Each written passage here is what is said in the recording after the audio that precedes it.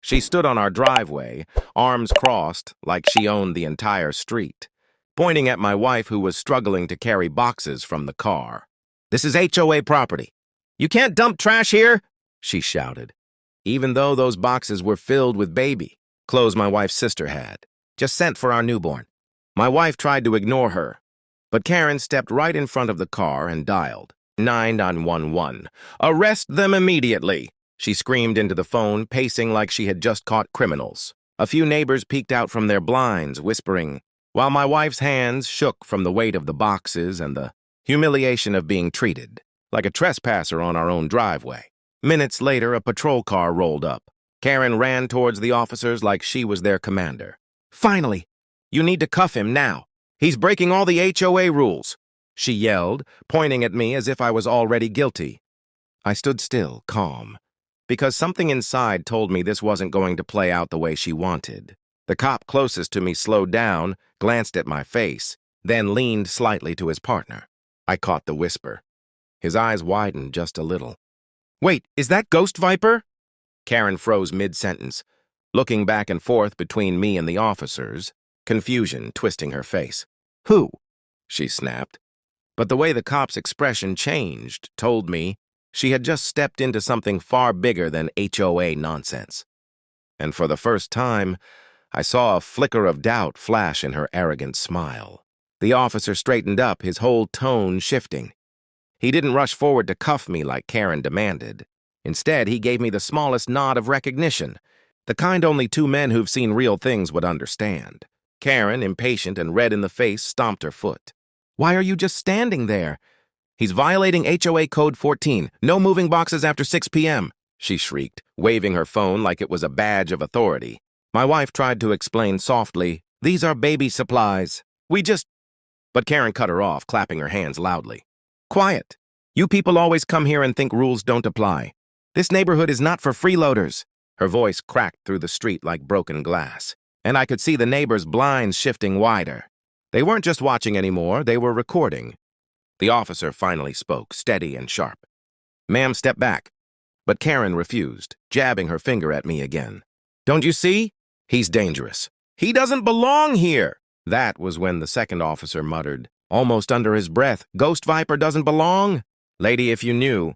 He didn't finish the sentence, but his smirk said enough. Karen spun around, demanding answers. "What are you talking about? Who is he?" she barked, but before anyone could respond, my phone buzzed. A message popped up on my screen, only 2 words. "Stay alert." My stomach tightened. That message wasn't from a friend, and it wasn't random. Only a handful of people in this world had the clearance to send it. Karen thought she was waging a petty HOA war, but she had just opened a door she couldn't control. And judging by the way the officer's eyes darted between me, the boxes and the quiet street, I wasn't the only one who knew something bigger was coming.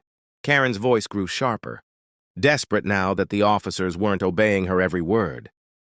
"Fine. If you won't arrest him, then I'll call the HOA president myself. We'll have him evicted before the week is over." She whipped out her phone again, her fingers flying across the screen. My wife's shoulders dropped, the boxes still in her arms, and I could see the fear in her eyes. Karen wasn't just trying to embarrass us, she wanted us gone. Before she could finish dialing, the first officer stepped closer to her. "Ma'am, you might want to think twice before making false reports. That can get you in serious trouble."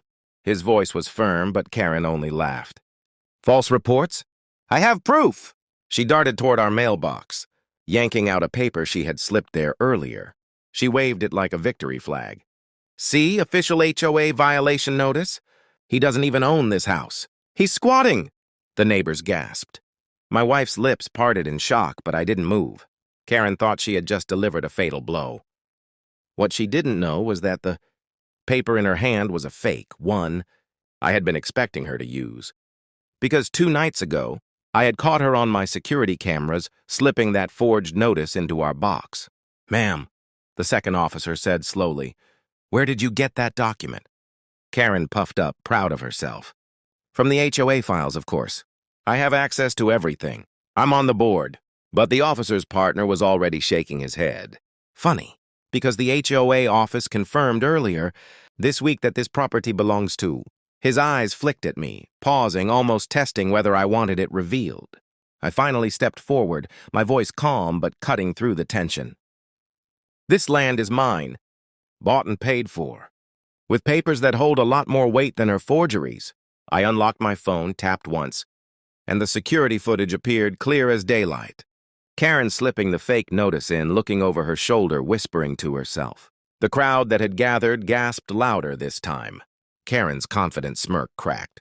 She stuttered, "That's not me! That's edited!" But her voice trembled, and the neighbors weren't buying it. And just when it seemed like her plan had collapsed, a black SUV rolled slowly down the street and stopped right in front of my driveway. The tinted window lowered halfway, and a man in a suit leaned out. He looked straight at me, ignoring everyone else. "Viper, you've been exposed." "It's time." Karen stepped back as the SUV's engine rumbled low, her face twisting between confusion and triumph. "See? Even the government is here for him," she shouted, trying to reclaim control. Neighbors gasped, phones raised higher, the street now buzzing with whispers. My wife's grip on the boxes tightened, but I gave her a small nod. "Stay calm." The suited man stepped out of the SUV, polished shoes hitting the pavement. His voice carried authority. "Ghost Viper, your cover's blown. We warned you it couldn't last forever." Karen's jaw dropped. "Wait, what? Ghost what?" She looked around as if someone would explain the name she had just mocked. The officers stiffened, clearly recognizing him.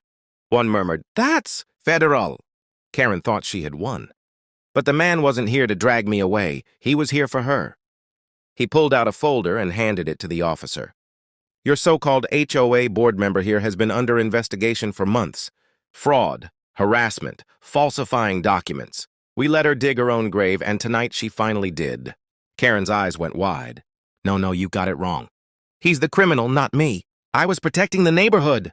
She lunged forward, trying to snatch the folder, but the officer caught her wrist mid-air.